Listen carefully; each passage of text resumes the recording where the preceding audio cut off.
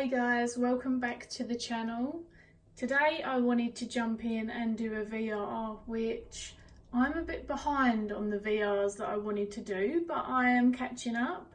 Today is by the lovely Strength Reversed and it's called Tarot Happiness, which I am all about jumping on top of that.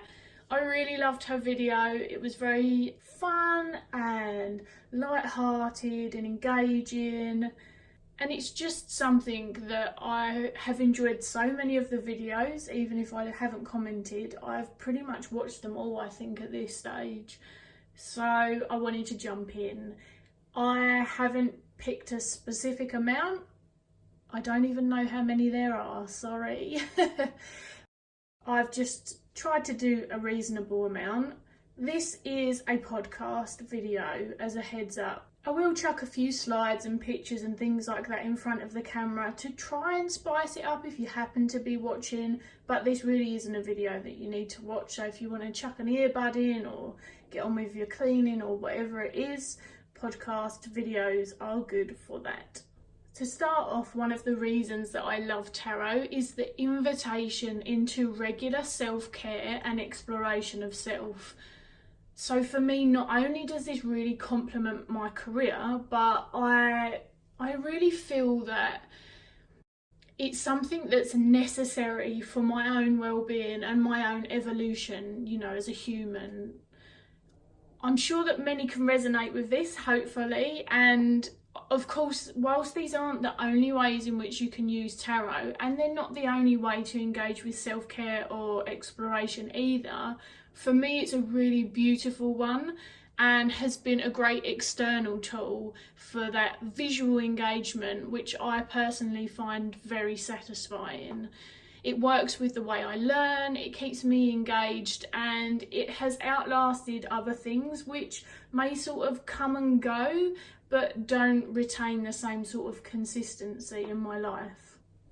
Following closely on from that point, another thing that I really love is having an external tool for psychological and emotional exploration in ways where I can utilise my training and my career, and all of these things now have these links and they merge together really quite beautifully, and you can see I've got several books on tarot and psychology in particular as well. I enjoy being able to challenge myself, to call myself on my shit and to use it for healing. I see it as taking responsibility in both a fun and productive way that I find very cathartic, very therapeutic, and it just works. Something that's particularly special to me about tarot reading is being a part of other people's healing journey as they empower themselves. I really get a kick out of when people do this, and that realisation that they have what they need within them. The way I see it is they may need a space or an individual to hold that space, to facilitate that time for them, but really the magic happens inside them, and when people realise that, I think it's huge. It's one of the reasons that I love my career, and of course reading for people, I really love that as well. I love seeing that moment happen or being told that that moment's happened, because for me, there's not many things that get more powerful than someone feeling that they're able to empower and heal themselves. Artwork is another huge part of my tarot happiness.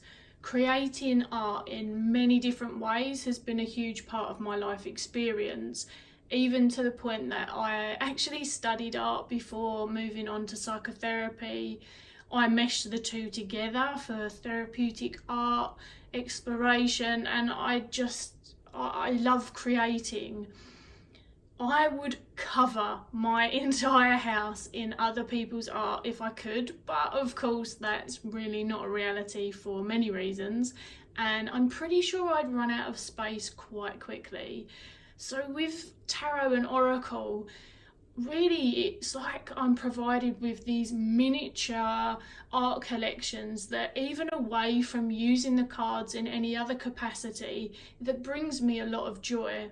I'm a very visual and tactile person, very sense-based, and these boxes of artistic magic are just radically exciting to me. I really enjoy that aspect. Again, then closely linked to that is how the artwork inspires my own creative endeavours. So it's really brought my artistic expression back into life, even when I had lost other ways of being able to express myself. I have used cards to inspire colour palettes for colourings and drawings, to inspire stories, poems. My journals have recently been more of a creative practice for me. I love thinking of what songs match with tarot cards or match with the deck's energy. Honestly, the list is endless, but I feel like the creativity link is a really big one for me. Something that's quite fun and brings me a lot of tarot happiness is finding the tarot in everyday life. Whether it's through imagery, so a statue, a poster, or even if it's a person who feels reminiscent of a card because they really seem to be embodying the energy. It could be their clothing style, graffiti. Honestly, I've just stumbled on some really awesome things, and straight away it's reminded me of a tarot card, which is just fun. Previously, I said I was quite a tactile person, and I enjoy therefore the experience of the cards. You can see that I've got my Medicine Woman tarot here, my first tarot deck baby, and it's so loved. The cards have become soft around the edges, and more than that, this deck smells amazing. I know we don't have smell-o-vision, that sucks, but trust me, it smells amazing. It must be a blend of just various incenses and oils that have been used over the years, but I find it's quite an emotional feeling that comes over me actually. It's quite a comforting feeling, and alongside that, just shuffling the cards in my hands. Now, I wouldn't say shuffling as a whole because some decks just are too big for my hands, but shuffling the right deck, yes, that's totally cathartic to me. I do it for no reason occasionally, and especially with a Medicine Woman tarot, it just feels amazing. I don't think I could do this list without mentioning the connections that being active in the community have given me. So finding people not only who share this hobby, because of course there's so many of us, but when we make those connections, that sharing of ideas with those who genuinely have that common interest and that thirst and that passion for the thing that you're talking about, that's pretty special.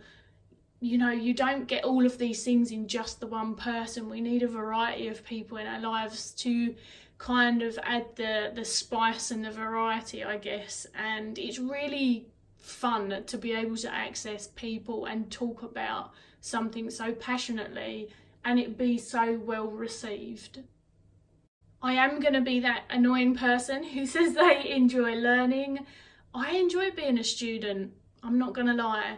There is no way I would have gone into my career if I didn't, purely because we kind of remain in perpetual student status, not in the way that we're perceived, but in the requirement that we have to continue our professional development for every year that we practice, which makes a lot of sense because of course things are evolving, changing all the time.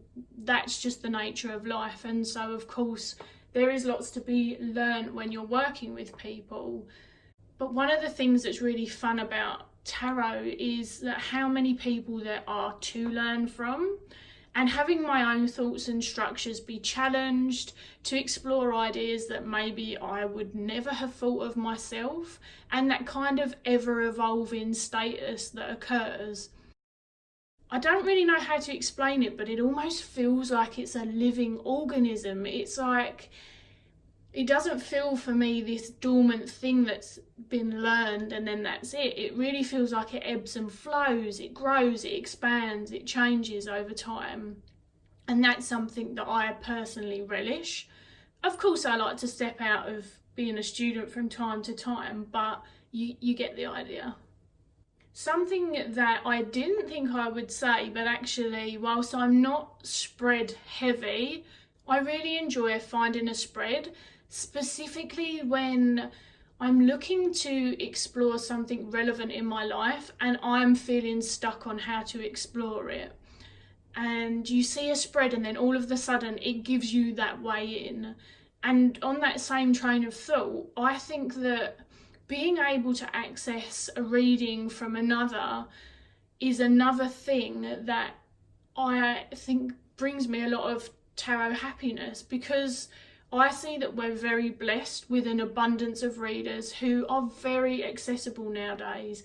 There are so many people whom, even if you can't get a reading in person, they're available online.